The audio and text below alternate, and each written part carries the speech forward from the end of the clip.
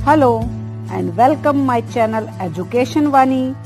Educational information और video के लिए चैनल को सब्सक्राइब कीजिए, पास ही बेल आइकन को प्रेस कीजिए ताकि वीडियो के नोटिफिकेशन आपको मिलते रहें। अगर आपको वीडियो अच्छी लगती है तो लाइक एंड शेयर करना ना भूलें। हेलो स्टूडेंट, कैसे हैं आप सब? मैं आशा करती हूँ कि आप सभी अच्छे होंगे, अपने घरों में होंगे और सुरक्षित होंगे। लास्ट वीडियो में हमने आपकी कक्षा 6 की हिंदी की वसंत की जो आपकी पाठ्य पुस्तक है उसका पाठ नंबर 2 बचपन रीड किया था और उसके अभ्यास के प्रश्न उत्तर किए थे। चलिए आज इसी पाठ के कुछ अन्य प्रश्न हम करेंगे, जैसे बहुविकल्पीय प्रश्न, लघु उत्तरात्मक प्रश्न, जो कि एग्जाम के पॉइंट ऑफ व्यू से बहुत ही महत्वपूर्ण है। यदि आप इन दोनों जो पार्ट 2 और पार्ट 3 वीडियो है को कर लेते हैं तो एग्जाम में आप बेफिक्र होकर जा सकते हैं, कोई भी क्वेश्चन इससे बाहर नहीं आएगा। एक बार एग्जाम से पहले अवश्य ही इसका रिवीजन कर लें आप, ताकि आपकी तैयारी अच्छे से हो पाए। तो देखते हैं पहले बहुविकल्पीय प्रश्न उत्तर। अवसर ऐप पर आपको ऐसे ही प्रश्न देखने को मिलेंगे जिसमें एक प्रश्न होगा और उसके 4 उत्तर होंगे। पहला प्रश्न आपकी स्क्रीन पर है, बचपन पाठ किसकी रचना है? तो हमारे पास 4 ऑप्शन है, प्रेमचंद, रविंद्रनाथ टैगोर, महादेवी वर्मा, कृष्णा सोमवती। तो पहले दो तो हो ही नहीं सकते क्योंकि वो लेखिका हैं। तो देखिए 2 ऑप्शन बचे हमारे पास, महादेवी वर्मा और कृष्णा सोमवती। तो जो कृष्णा सोमवती जी हैं उन्होंने बचपन पाठ लिखा है। अगला है प्रश्न नंबर 2 ख भाग, लेखिका बचपन में इतवार की सुबह क्या काम करती थी? देखिए अभ्यास के प्रश्नों में भी ये पहला प्रश्न है और पाठ को अगर आपने ध्यान से पढ़ा था तो वहां भी इस बात के बारे में बोला था कृष्णा जी ने। तो 4 ऑप्शन है, स्क्रीन पर दिख रहे होंगे। वह विद्यालय जाती थी, इतवार यानी कि संडे को कोई विद्यालय नहीं जाता। वह पौधों की देखरेख करती थी, वह नृत्य करती थी, वह अपने मोजे धोती थी, वह जूते पॉलिश करती थी।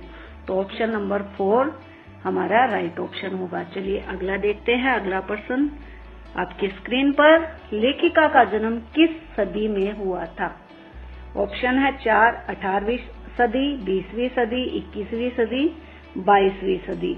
तो जो लेखिका है उनका जन्म 20वीं सदी में हुआ था। Option number 2। अगला प्रश्न है, पहले गीत संगीत सुनने के क्या साधन थे? Radio, television, gramophone, CD player. तो पहले जमाने में जब लेखिका पैदा हुई तो संगीत सुनने के लिए ग्रामोफोन का यूज होता था। ऑप्शन नंबर 3 इसका सही जवाब होगा। यहाँ से आप क्वेश्चनों के आंसर देख सकते हैं, स्क्रीन पर आपको दिखाई देंगे। चलिए अगले, अति लघु उत्तरात्मक प्रश्न वो होते हैं जिनका आपको एक पंक्ति में आंसर देना होता है। इस संस्मरण में लेखिका किसकी चर्चा कर रही है? तो हमने पढ़ा ना, लेखिका बचपन जो पाठ है इसमें अपने बचपन की ही चर्चा कर रही है, तो यही हमारा उत्तर होगा। इस संस्मरण में लेखिका अपने बचपन की चर्चा कर रही है। अगला है, लेखिका का जन्म किस सदी में हुआ था? तो अभी हमने पढ़ा था ऊपर ऑब्जेक्टिव टाइप क्वेश्चन में भी 20वीं सदी में। चलिए अगला देखते हैं, लेखिका को सप्ताह में कितनी बार चॉकलेट खरीदने की छूट थी? तो प्यारे बच्चों, लेखिका को सप्ताह में 1 बार चॉकलेट खरीदने की छूट थी। आपकी तरह नहीं कि दिन में कई बार भी चॉकलेट ले आए।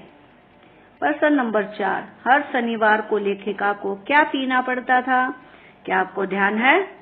हर शनिवार को लेखिका को ऑलिव ऑयल, जिसको इंग्लिश में क्या बोलते हैं, कैस्टर ऑयल, पीना पड़ता था। प्रश्न नंबर 5, दुकान में किस ट्रेन का मॉडल था? दुकान में शिमला कालका ट्रेन का मॉडल था। हमने पाठ में पढ़ा था ना ये। चलिए अब इससे कुछ थोड़े बड़े यानी कि लघु उत्तरीय प्रश्न हम करेंगे। प्रश्न नंबर 1, लेखिका बचपन में कौन कौन सी चीजें मजा लेकर खाती थी? उत्तर होगा, लेखिका बचपन में कुल्फी, ससूद, फलसे के शरबत, चॉकलेट, पेस्ट्री तथा फल मजे लेकर खाती थी। कुछ प्रमुख फल काफल और चेस्टनट है। प्रश्न नंबर 2, लेखिका बचपन में कैसी पोशाक पहनती थी? वर्णन कीजिए। लेखिका ने बताया ना पाठ में अपनी पोशाक के बारे में। देखिए बचपन में लेखिका रंग बिरंगे कपड़े पहनती थी। उन्होंने पिछले दशकों में क्रमशः अनेक प्रकार के पहनावे बदले। लेखिका पहले फ्रॉक, उसके बाद निक्कर, वॉकर, स्कर्ट, लहंगे पहनती थी। उन दिनों फ्रॉक के ऊपर की जेब में रुमाल और बालों में इतराते रंग बिरंगे रिबनों का चलन था। आप पुरानी फिल्मों में भी ये चीजें देख सकते हैं। लेखिका 3 तरह की फ्रॉक इस्तेमाल किया करती थी। एक नीली, पीली धारी वाला फ्रॉक था जिसका कॉलर गोल होता था। दूसरे हल्के गुलाबी रंग का बारीक चुन्नट वाला घेरदार फ्रॉक था जिसमें गुलाबी फ्रिल लगी होती थी। लेमन कलर के बड़े प्लेटों वाले गरम फ्रॉक का जिक्र करती हैं जिसमें नीचे फर टकी थी।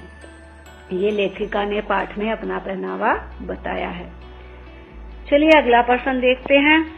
प्रश्न नंबर 3, चश्मा लगाते समय डॉक्टर ने क्या भरोसा दिया था? लेखिका को क्या कहा था डॉक्टर ने जब उनको चश्मा लगा?